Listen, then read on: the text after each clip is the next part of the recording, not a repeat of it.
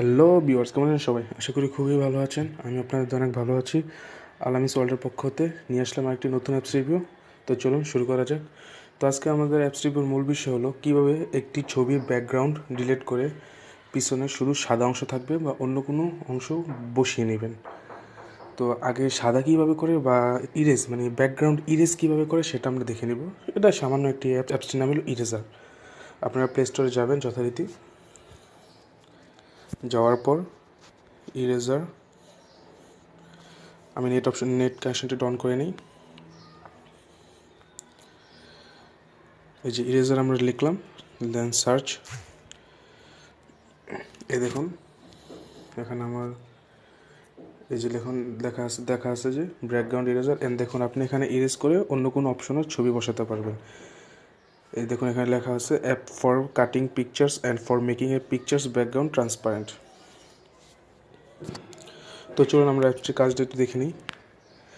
আপনারা নিজে কোন ব্যাকগ্রাউন্ড বসাবেন সেটা আপনাদের ইচ্ছা। আমি জাস্ট কীভাবে কালার চেঞ্জ করবেন, ইরেজ করবেন সেটা দেখিয়ে দিচ্ছি। আর মূল কারণটা হলো অ্যাপসটা আসলে মানে প্লে স্টোরে আপনারা যখন ঢুকবেন দেখবেন হাজার হাজার অ্যাপস আছে যেগুলো ব্যাকগ্রাউন্ড ইরেজ করে, বাট আমার কাছে এই অ্যাপসটা খুবই মানে কম এমবির মধ্যে এবং খুবই ভালো একটি অ্যাপস মনে হয়েছে। মানে বেশিরভাগ অ্যাড আসে না এবং খুবই সিম্পল একটি অ্যাপস। তো চলুন আমরা চলে যাই লোডে ফটো। তো ওখান থেকে আমরা একটা ফটো নিয়ে নিব। তো ধরুন আমরা একটা ফটো নিলাম,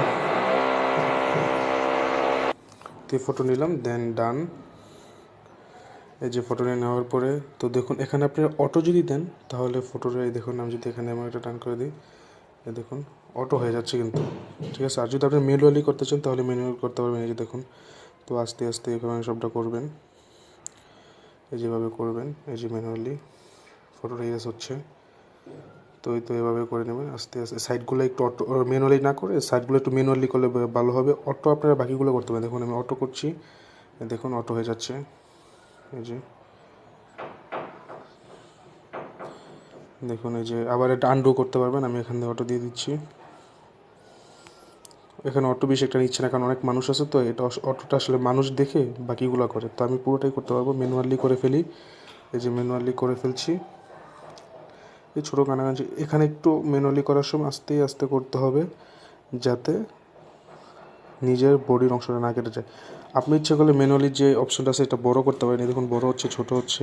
আবার এখান থেকে এক্সট্রেট করতে পারবেন, ইচ্ছে হলে কেটে নিতে পারবেন, রিপেয়ার করতে পারবেন। দেন দেখুন এই যে রিমুভ করতে পারবেন। ব্যাক দিলাম, স্টপ এডিটিং।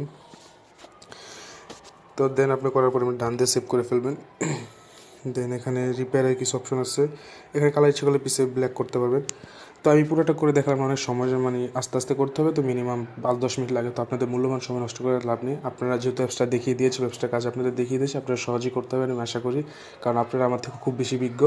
আমি জাস্ট দেখিয়ে দিলাম যে প্লে স্টোরে প্রায় শত অ্যাপস আছে ব্যাকগ্রাউন্ড ইরেজ করার জন্য, কিন্তু এই অ্যাপসটা ভালো। আমি প্রায় 7-8টা অ্যাপস ইউজ করেছি। দেন এই অ্যাপসটা আমার কাছে খুব বেটার মনে হয়েছে আপনাদের ব্যাকগ্রাউন্ড ইরেজ করার জন্য। তো এই পর্যন্তই ছিল আজ আমার অ্যাপস রিভিউ। কেমন লেগেছে সবাই জানাবেন, আর অবশ্যই লাইক কমেন্ট করবেন। আর যদি ভালো লাগবেন আর সাবস্ক্রাইব বাটনে ক্লিক করবেন, আর বেল বাটনটা একটা ক্লিক করে রাখবেন যাতে পরবর্তী কোনো অ্যাপস রিভিউ আসলে আপনারা সহজে পেয়ে যান। তো আজ এই পর্যন্তই, সবাই আমার জন্য দোয়া করবেন। আসসালামু আলাইকুম।